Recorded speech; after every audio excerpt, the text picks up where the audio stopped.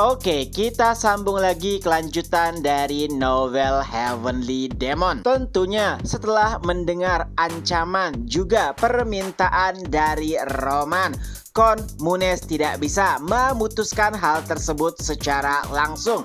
Oleh sebab itulah ia meminta saran kepada Marquis Memphis. Ia pun menghubungi Marquis Memphis dan menceritakan langsung apa yang telah terjadi di sana. Tentu saja itu membuat Memphis terkejut, apalagi Roman datang sendiri secara langsung. Sebelumnya ia telah diberikan perintah dari Kaisar untuk tetap tenang di dalam 1 tahun ke depan agar persiapan Kaisar bisa berjalan sesuai rencana. Tapi tentu saja dengan adanya Roman segala sesuatu bisa berubah. Oleh sebab itulah karena ia tidak ingin diamuk atau bahkan sampai dibunuh oleh Kaisar, Marquis Memphis pun berkata kepada Count Munez agar melemparkan semua kesalahan kepada bangsawan di sana. Tentunya itu adalah perintah yang sangat menyebalkan karena pada dasarnya para tawanan yang dikirimkan ke daerah Manhattan semuanya atas perintah pusat. Tapi saat mereka mendapatkan bencana atau masalah, semua kesalahan dilimpahkan kepada mereka. Dan setelahnya, Count Munez pun menyampaikan hal tersebut kepada Baron Manhattan. Dan tentu saja Baron Manhattan ikut jengkel. Ia tidak memiliki pilihan lain selain menuruti perintah pusat dan juga Roman Dimitri. Pada akhirnya ia pun memerintahkan bawahannya untuk menuruti Roman, yaitu mengembalikan seluruh tawanan. Tapi ada permasalahan karena beberapa tawanan lainnya seperti Carol dalam kondisi yang sangat mengenaskan karena belum lama disiksa. Tentunya jika ia menyerahkan mereka dalam kondisi seperti itu, maka nyawanya lah yang menjadi taruhan. Oleh sebab itulah Baron Manhattan meminta saran kepada Jason. Jason ini yang sebelumnya menyiksa Carol ya. Lalu Jason pun memberikan sebuah saran, yaitu menyembunyikan para tahanan dengan kondisi mengenaskan, termasuk Carol. Awalnya sang Baron tidak setuju karena ia mendengar jika Roman memiliki data setiap para tawanan. Tapi Jason menanggapinya, tenang saja, mungkin itu hanya sebuah gertakan. Dan jika mereka benar-benar memiliki data lalu menanyakan beberapa hal, kita hanya perlu memberikan beberapa alasan. Hingga pada akhirnya sang Baron pun setuju. Tapi sebelum itu, para tawanan yang kusam harus dibersihkan terlebih dahulu agar Roman tidak terlalu murka. Hingga pada akhirnya 2 jam pun berlalu dan Baron Manhattan membawa seluruh tawanan ke hadapan Roman Dimitri. Tapi tiba-tiba Roman langsung menebas kepala Baron Manhattan sambil berkata,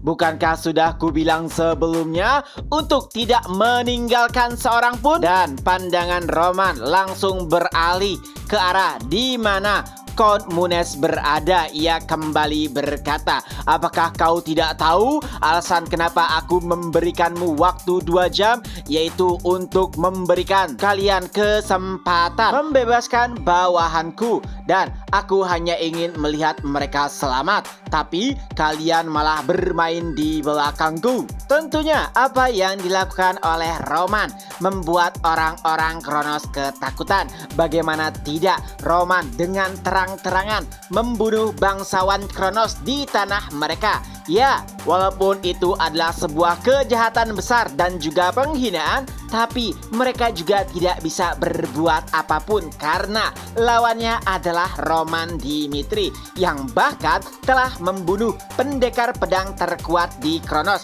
Jadi, apa yang bisa dilakukan oleh para Kroco di hadapan monster seperti Roman? Hingga pada akhirnya Baron Brickton tidak memiliki pilihan lain kecuali melepaskan orang-orang Dimitri yang dalam kondisi mengenaskan, termasuk Carol. Dan saat mereka dilepaskan, seluruh anggota Dimitri yang melihat mereka pun merasa geram. Ya, walaupun mereka adalah tawanan, tapi mereka adalah kawan di medan pertempuran dan masih merupakan keluarga mereka. tentu saja mereka sangat geram dan juga marah tak kalah melihat para kerabatnya sangat mengenaskan. Lalu Chris pun berkata, ini masih kurang, tidak sesuai daftar yang kami miliki. Dan Baron Brickton pun menjelaskan, aku tidak tahu daftar apa yang kalian miliki, tapi cuman ini tawanan yang berada di tangan kami. Mungkin saja ada beberapa yang sudah mati saat pertempuran,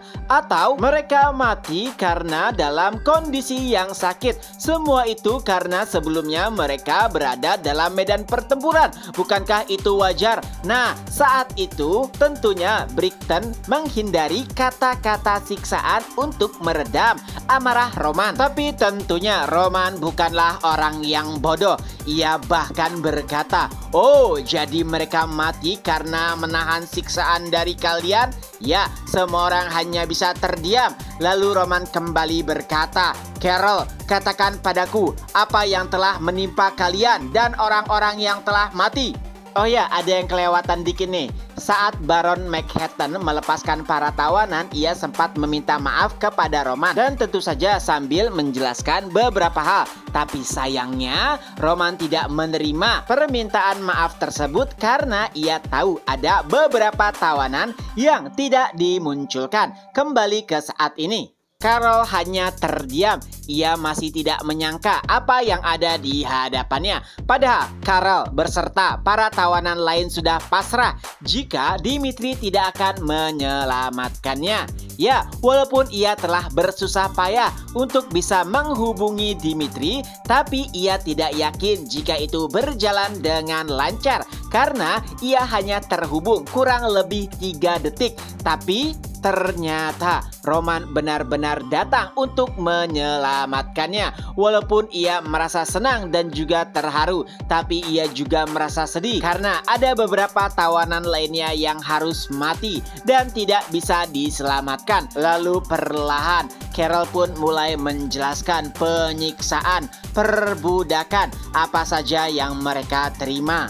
Ia bahkan sampai menangis menceritakan kejadian kejam tersebut. Tentu saja orang-orang Dimitri terlihat sangat marah dan bahkan bersiap untuk menghancurkan orang-orang Kronos yang ada di hadapan mereka. Tapi untungnya tanpa perintah Roman, mereka tidak akan pernah bergerak. Lalu Roman pun bertanya, siapa orang yang membuatmu seperti itu? Dan saat itu ia pun menunjuk ke arah Jason. Jason nampak gugup. Ia ingin menjelaskan beberapa hal, tapi tiba-tiba Roman sudah berada di hadapannya dan langsung melebas lengannya. Tidak hanya itu, Roman menyiksa Jason dengan sangat kejam. Ya, bahkan para pasukan Kronos tidak sanggup melihat kekejaman Roman tersebut. Hingga pada akhirnya Jason pun tewas. Setelahnya, Roman pun kembali menatap ke arah Count Munez. Ia berkata, hubungi atasanmu. Dan beberapa saat kemudian, Count Munez pun menghubungi Marquis Memphis. Ia menjelaskan beberapa hal dan tentu saja itu membuat Memphis murka. Ia pun meluapkan amarahnya kepada Roman Dimitri menggunakan alat komunikasi. Tapi tentu saja karena Memphis tidak ingin memperpanjang masalah, ia meminta Roman untuk menyudahi aksinya karena orang yang bertanggung jawab dan terlibat telah dibunuh oleh Roman, yaitu Baron Manhattan dan juga Jason. Tapi ternyata Roman masih belum puas dengan itu semua. Ia pun memutus perbincangan dengan Marquis Memphis dan setelahnya dengan sangat jelas Roman pun memerintahkan bawahannya, yaitu bunuh semua orang tanpa terkecuali. Dan setelahnya dipimpin oleh Chris, pasukan Dimitri pun menggila. Bahkan Baron Brickton tidak sempat mempersiapkan dirinya dan pada akhirnya ia pun ditebas oleh Chris. Melihat tuannya tumbang, para pasukan Brickton pun berusaha untuk membalas dendam, tapi sayangnya lawan mereka adalah kilat Dimitri. Dan tidak hanya dirinya, iblis Dimitri yaitu Kevin Mungkin juga ada di medan pertempuran. Tidak banyak yang bisa dilakukan oleh para prajurit Kronos, apalagi mereka tidak memiliki jumlah yang banyak, mengingat mereka dikirimkan ke perbatasan timur hanya sebagai formalitas karena dalam masa gencatan senjata. Apalagi Ares juga merupakan salah satu prajurit yang ikut serta dalam pertempuran kali ini dengan pengalamannya dan juga julukannya sebagai Dewa Perang Valhalla. Mudah baginya untuk menghancurkan pasukan Kronos, apalagi dengan kemampuan barunya setelah mempelajari beberapa hal dari Roman. Tentunya ia ingin menunjukkan kepada Roman bahwa dirinya berguna. Berapa banyak orang yang menghadang Ares, tidak ada yang bisa menyentuh tubuhnya. Bahkan serangan sihir juga tidak berguna. Di sisi lain, Count Munes menyadari bahwa ia tidak akan pernah bisa memenangkan pertarungan karena dalam peperangan sebelumnya melawan Dimitri, 300.000 pasukan beserta penyihir tingkat 8 tidak ada yang bisa menghentikan Roman. Jadi satu-satunya hal yang bisa ia lakukan adalah melarikan diri. Ya, walaupun ia mendengar jeritan putus asa dari pasukan Kronos, tapi nampaknya kala itu satu-satunya hal yang berharga adalah nyawanya. Perbatasan timur Kronos, yaitu Manhattan, kala itu telah berubah menjadi neraka yang sangat mengerikan. Count Munes menggunakan kuda berusaha sekuat tenaga untuk bisa melarikan diri. Tapi beberapa saat kemudian ia pun mendengar sesuatu tepat di belakangnya, dan ternyata itu adalah Roman Dimitri, yang artinya dari awal memang ia tidak memiliki kesempatan untuk melarikan diri, dan itu adalah akhir dari perbatasan timur Kronos, yaitu Manhattan. Beberapa saat kemudian di ruangan konferensi Kronos, seseorang pun memasuki ruangan dengan sangat marah. Itu adalah Marquis Creut, salah satu petinggi Kronos. Ia langsung memarahi Marquis Memphis. Nah, kedua Marquis ini sebenarnya bertarung atau bersaing satu sama lain. Dan tentu saja saat Memphis membuat kesalahan, ia langsung mencacinya.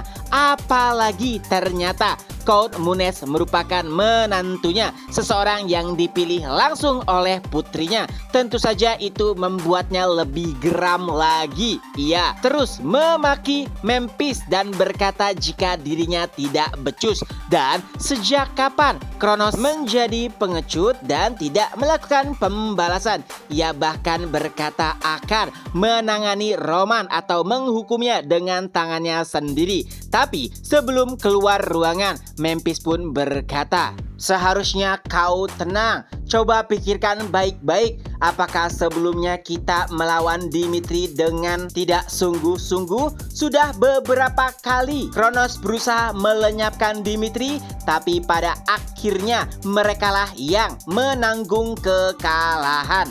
Jika hanya sekali atau dua kali, mungkin ada kesalahan. Tapi ini sudah lebih dari 3 kali. Dan tentu saja saat itu mereka harus mengakui kemampuan dari Dimitri." Jadi Memphis kembali berkata kepada Creut dengan tegas, "Bagaimana caramu menghukum Roman Dimitri?" Tentunya Creut sangat paham dengan apa yang dikatakan oleh Memphis.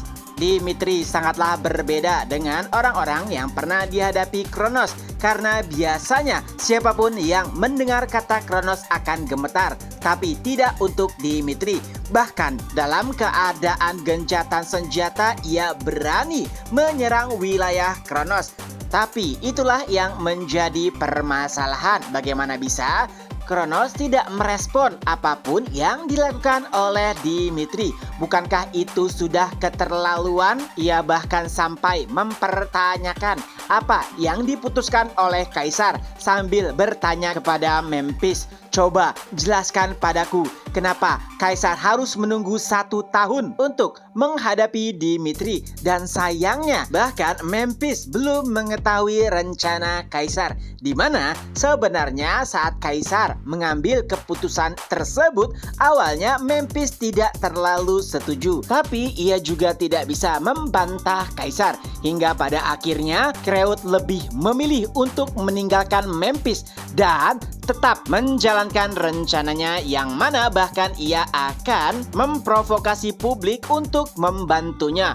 Tapi tiba-tiba belum Kreut meninggalkan ruangan, Memphis menusuknya. Dengan sangat kesal ia berkata, "Berani-beraninya kau mempertanyakan keputusan Kaisar?" Tidak sampai di situ, setelah membunuh Kreut, ia pun memerintahkan Castro, pedang pertama Kekaisaran Kronos, untuk mengeksekusi siapapun yang berhubungan dengan Kreut. Dan itulah bagaimana akhir yang sangat mengenaskan dari salah satu keluarga penguasa di Kronos. Di sisi lain, rumor terkait Roman Dimitri yang menyerang perbatasan timur Kronos untuk menyelamatkan para tawanannya menggemparkan, karena saat itu mereka masih dalam masa gencatan senjata. Dan kabar yang lebih mengejutkan muncul setelahnya, karena ternyata Roman telah menghancurkan perbatasan timur, dan itu banyak membuat orang yakin jika perang benua akan segera terjadi.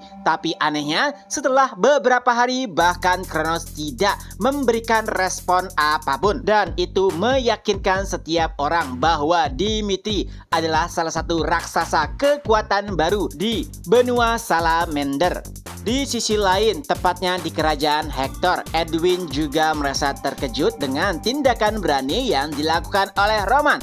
Tapi melihat Kronos yang tidak menanggapi perbuatan Dimitri, itu juga mengherankan Edwin. Hingga pada akhirnya ada satu hal yang harus ia lakukan. Jika ingin terus bergandengan dengan Dimitri, maka ia juga harus mengasah kemampuannya. Dan berbeda dengan apa yang dilakukan oleh Hektor, kerajaan Frank melakukan pesta besar-besaran atas apa yang telah dilakukan oleh Dimitri.